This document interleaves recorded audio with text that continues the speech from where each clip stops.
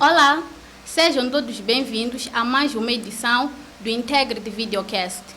Falar do jornalismo nos últimos tempos virou moda, até porque tem-se assistido uma emergência de novos canais midiáticos. Entretanto, como nós não queremos só discutir a questão do jornalismo, mas sim dos desafios do jornalismo investigativo, trazemos para cá um jornalista com mais de 20 anos de carreira, com vários prêmios, dentre os quais Carlos Cardoso, CNN MultiChoice e vários outros a nível das Nações Unidas. Lázaro, seja muito bem-vindo ao nosso programa. Muito obrigado. Vamos iniciar a nossa conversa com uma volta ao passado. Lázaro, conte-nos o que representa jornalismo para ti e como iniciou essa atividade. Bem, se calhar não é fácil, mas também é fácil falar do que representa jornalismo para mim, e muito particularmente o jornalismo investigativo, porque eu sempre digo, nós podemos ser jornalistas, todos são jornalistas, mas os jornalistas de investigação sempre são aqueles que se destacam não porque eles são melhores que os outros jornalistas em termos da qualidade de escrita ou em termos da qualidade da abordagem, mas são melhores porque primeiro têm a coragem de enveredar por esta área de investigação e têm um pouco mais daquilo que é pressão do tempo e também de enfrentar os desafios, a complexidade de uma investigação. Então, para mim, falar de jornalismo é falar do meu dia a dia, da minha vida, de tudo aquilo que eu faço. Eu costumo dizer que eu não sei fazer outra coisa senão o jornalismo. Lázaro esteve aqui a dizer que não sabe fazer outra coisa senão o jornalismo. Sempre foi um sonho fazer jornalismo? Eu tive vários sonhos. O primeiro sonho era ser auditor. Acho que significa fazer contabilidade, auditorias. Mas eu eu sou péssimo a contas. Sou péssimo a ciências, químicas, matemática. Então, sonhei ser advogado, mas também sonhei ser jornalista. E um dos sonhos que, na verdade, pegou é este sonho de ser jornalista. No início da sua carreira, Lázaro fazia um jornalismo da sociedade. Entretanto, um pouco mais depois, resolveu migrar para o jornalismo investigativo. Houve uma causa que motivou? Foram oportunidades. Eu era apaixonado pelo jornalismo desportivo. Tanto que eu comecei o jornalismo no jornalismo desportivo. Trabalhei com um jornalista, Gervásio de Jesus. Eu ia recolher as informações, ele publicava na RDP África, mas depois entrei no jornal Desafio como estagiário. Lutei muito para entrar no Desafio, tanto que fui até falar pessoalmente, porque eu estava a pedir estágio, mas ninguém me respondia e o chefe da redação na altura só me dava voltas. Então orientaram-me, vai lá falar com o diretor. Eu saí num desses dias, eu disse, vou chegar no Jornal Notícia, vou pedir falar com o diretor do Jornal Desafio, que até hoje é diretor, o Almiro Santos, a quem eu agradeço sempre muito por isso. E só falei com a secretária ao telefone, ligaram da recepção de notícia para a redação do Desafio. Falei com a secretária comunicou o diretor, ele estava lá, disse, deixa subir.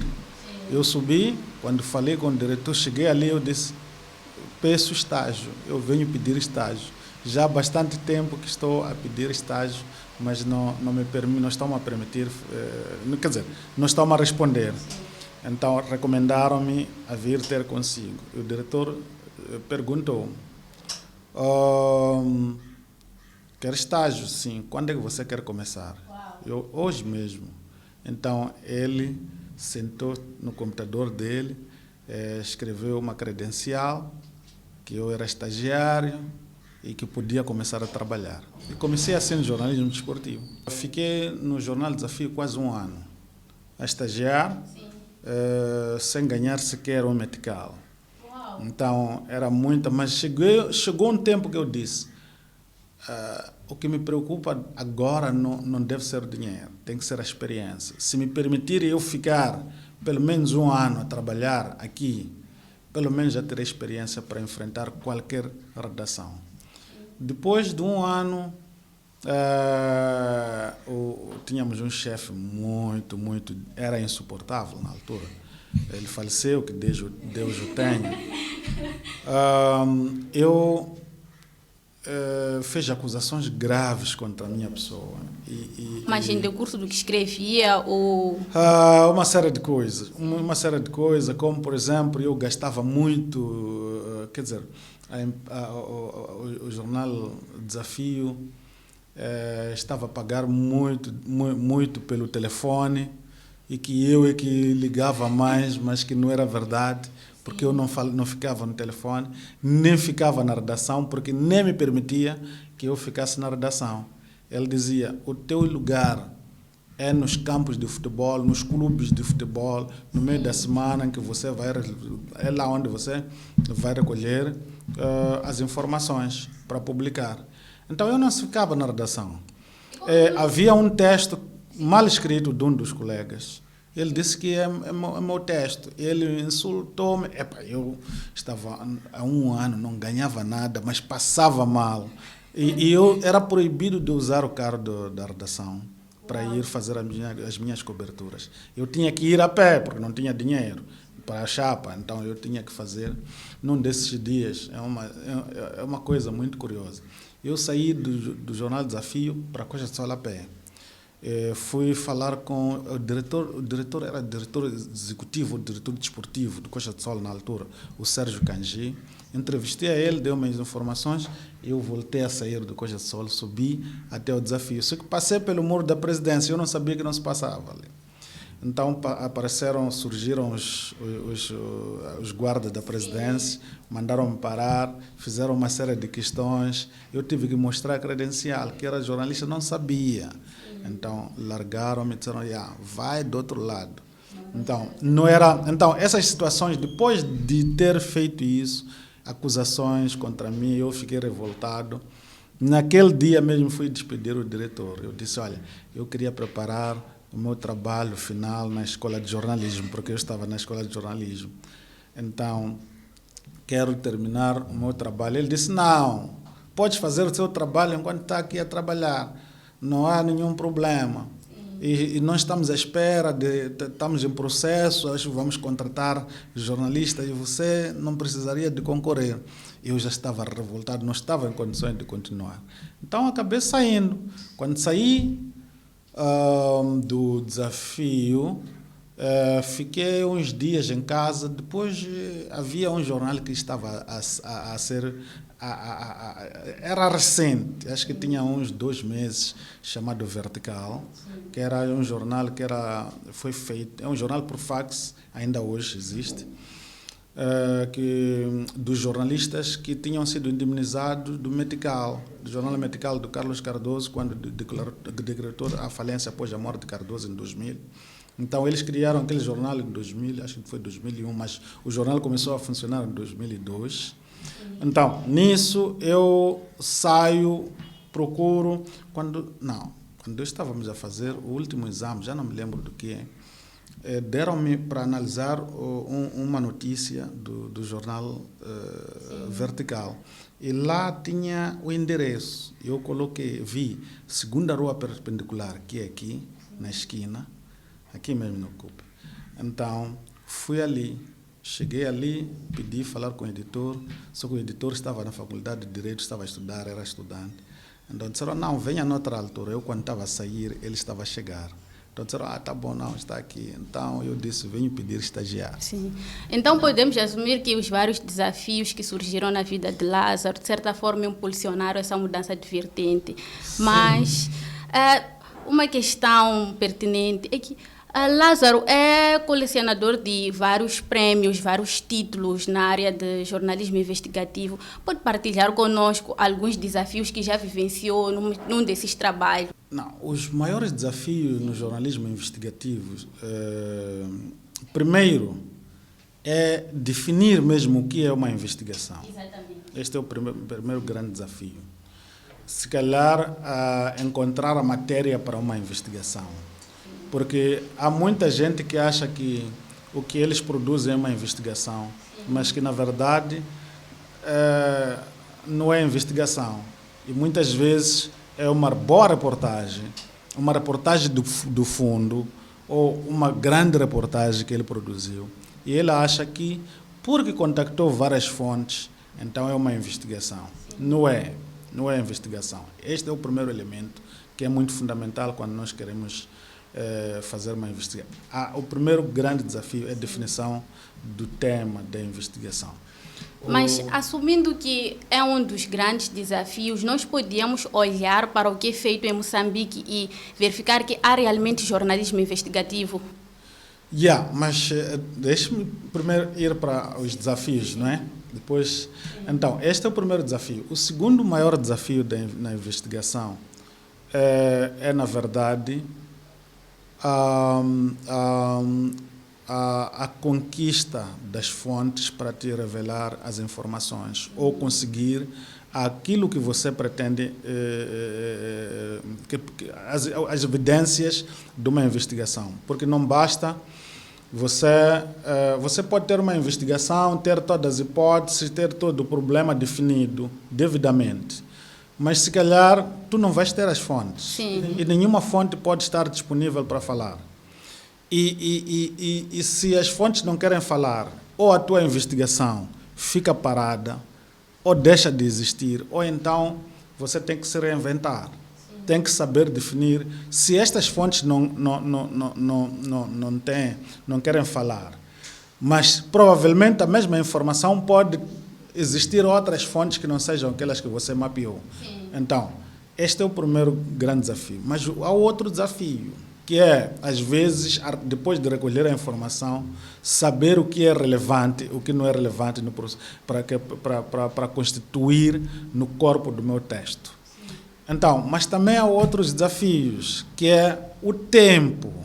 A investigação demanda tempo, muito tempo, muitas vezes, e nós, muitas vezes, não temos tempo para isso.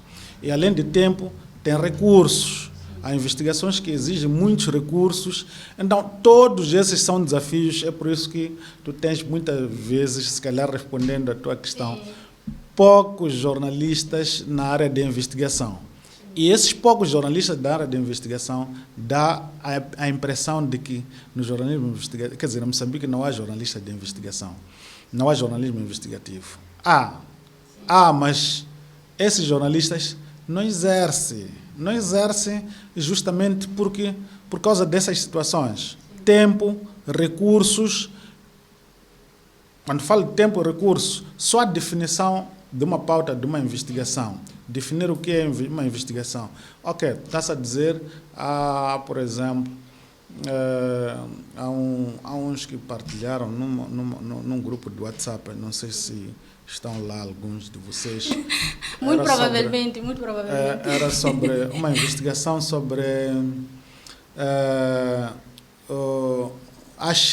estas confusões de água cheias. É um assunto do momento, então muita gente sempre acaba investigando. Então disseram, mas é preciso investigar. Sim. Mas investigar temos de ir ver como é que são os planos, quer dizer, se existe plano de ordenamento territorial. Sim. Então, nesse comentário eu comentei, olha, isso não pode ser uma investigação. Sim. A existência do plano de ordenamento, vocês sabem que os planos de ordenamento não existe em nenhum município. Sim. Mesmo os governos distritais têm planos de ordenamento. Então, não vais investigar aquilo que já existe. Sim. Você vai ao terreno para procurar saber existe ou não um plano de ordenamento.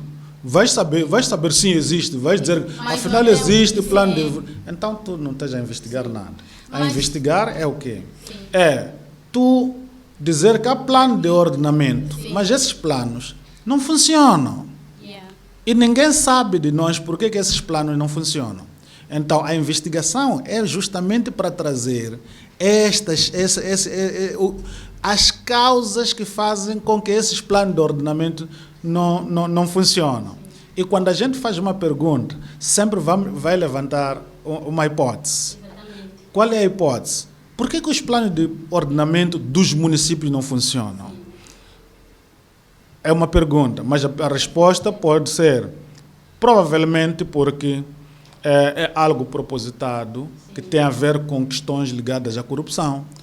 Um município que não tem um plano de ordenamento, as pessoas vendem terra de qualquer maneira. São hipóteses, podemos avançar várias hipóteses, mas para eu provar essas hipóteses, preciso de reunir muita informação. Primeiro, o próprio plano de ordenamento, ver como é que ele está.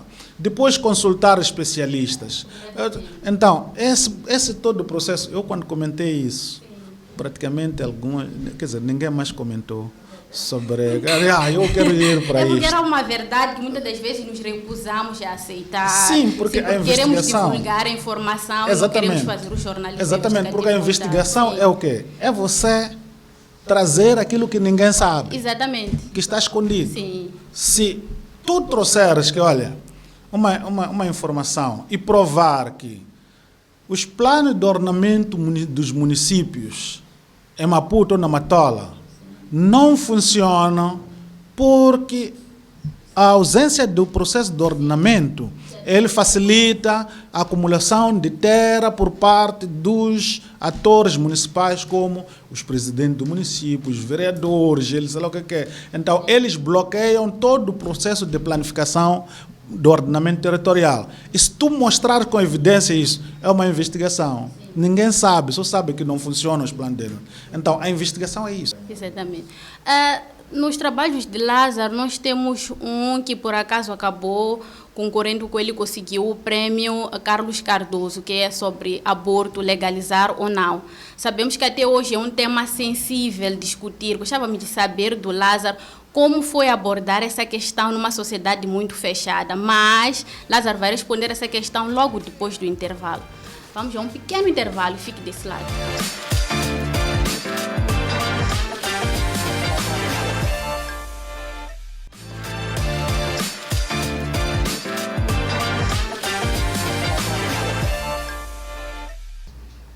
O intervalo foi curto, como havíamos dito, e voltamos aqui com a pergunta anteriormente feita a Lázaro Mabunda, que era mesmo para tentar responder como é que foi fazer esse trabalho, aborto, legalizar ou não, numa sociedade tão fechada como esta.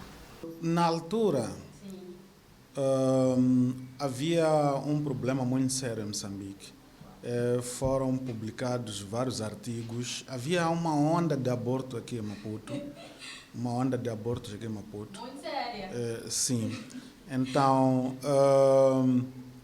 houve a necessidade de se discutir que, olha, há um problema muito sério aqui de abortos, mas não sabemos por que está a existir este tipo de aborto. Por que há abortos? Por que de repente há muitos abortos em Maputo?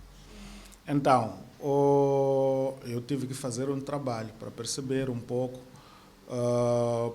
mas o ângulo para mim era a causa de aborto é justamente por causa desta passa a repetição, desta forma ou como é que diria, deste conservadorismo nosso como moçambicanos. Ou seja, os moçambicanos são muito conservadores, que defendem que as pessoas, mesmo não estando preparados para ter o filho, eles não podem fazer o aborto. E justamente porque as religiões, as igrejas, muitos moçambicanos são muito influenciados pelas igrejas. E mesmo se for olhar para questões de separação, há muitas separações, mas um dos problemas é pessoas que morrem, que se assassinam. E tu perguntas por que não se separaram se a coisa não está a dar. Vais perceber que as pessoas não se separaram justamente por causa do conservadorismo da nossa sociedade. Porque fazer aborto, para além de ser... Era criminalizado na altura, mas para além de ser criminalizado, é que você na sociedade não era bem visto. Na igreja você era criminoso, tinha cometido o pior pecado. Então, discutir legalizar ou não. É por isso que algumas das fontes foram religiosas, no sentido de trazer também os obstetras para discutir um pouco esta situação toda. Então, mas não ficou com receio de trazer um tema sensível, porque ainda é um tema sensível. Era sensível. E estrategicamente a pergunta foi justamente Sim. para evitar um título que fosse conclusivo. Exatamente. Como, por exemplo, dizer, há necessidade de legalizar o aborto. Então, por isso que eu coloquei nessa perspectiva. Lázaro falou aqui das dificuldades em relação ao tempo, aos recursos, mas nós sabemos que tem produzido vários trabalhos de natureza investigativa. Gostávamos de saber que estratégias tem usado, apesar de termos poucos recursos, apesar de termos falta de tempo, para conseguir materializar e produzir reportagens verdadeiramente investigativas. Bem, na concepção de um plano de investigação, sim, há várias fases. E uma das fases que se faz, é avaliar a viabilidade da investigação. Sim. A viabilidade pode ser em termos de recursos, sim, pode ser em termos da operacionalização. Sim. Em termos de recursos, eu tenho que saber se esta investigação não me custa acima daquilo que eu espero ou não. Então, se é uma investigação que, por exemplo, vai me custar 2 milhões de meticais, eu não tenho 2 milhões, nem vou ter. Se calhar a investigação vai me custar 50 mil, não tenho 50 mil. Mas se é uma investigação que eu digo, olha, com 2 mil meticais eu posso fazer, se calhar com 5 mil eu tenho no bolso, posso fazer. Essa investigação, para mim, é viável. Mas e essa que custa, por exemplo, 5 milhões, Lázaro arquiva e resolve não continuar com a produção ou tenta usar alguns caminhos para conseguir materializar? Não, o problema é que quando é uma investigação que exige 5 milhões, significa que é uma investigação que ou vai exigir que tu viajes, se calhar alguma informação, tu vais ter que ir a uma biblioteca em Portugal para consultar. Por exemplo, vamos dizer que, olha, tem muita informação sobre isso, eu estou a investigar uma coisa que tem a ver, se calhar, com o período colonial que vai atravessar toda até ao nosso dia. Então, mas esta história vem do período colonial. Vamos lá imaginar, eu fiz uma investigação era sobre as cheias no Rio Pombo, dizia-se que eram cheias cíclicas. Mas para eu mostrar que não eram cheias cíclicas, eu não acreditava que eram cheias cíclicas. Sim. O que estava a acontecer, e tinha cheias cíclicas devido às mudanças climáticas. O que eu tinha que mostrar era que não tem nada a ver com mudanças climáticas, provavelmente, nem cheias cíclicas. O que acontecia era que havia negligência do governo. Ou seja, não havia planos de reabilitação ou de recomposição de infraestruturas hidráulicas ao nível do Rio Pombo. Eu fui fazer esse trabalho. Ao fazer esse trabalho, tinha que ir ver quais são os investimentos que foram feitos, qual é o nível do pico de cheias nos últimos 100 anos. Então, imagine que alguma informação esteja na África do Sul, na direção de qualquer coisa na África do Sul. Isso significa que eu tenho que ter recursos para viajar para a África do Sul. Se há uma informação que está em Portugal, eu tenho que viajar para Portugal. Então, não tenho como obter essa informação sem viajar.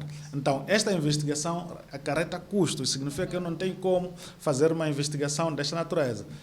Posso dar um exemplo de uma investigação que foi emblemática, que... Nós ainda vamos falar sobre isso, mas, por exemplo, quando fala-se sobre jornalismo investigativo, verifica-se que muitas das vezes são trabalhos feitos para concursos e não se pode ainda falar de independência nesse setor. Será que o financiamento por parte de alguns órgãos acaba atrapalhando na transparência dos próprios resultados?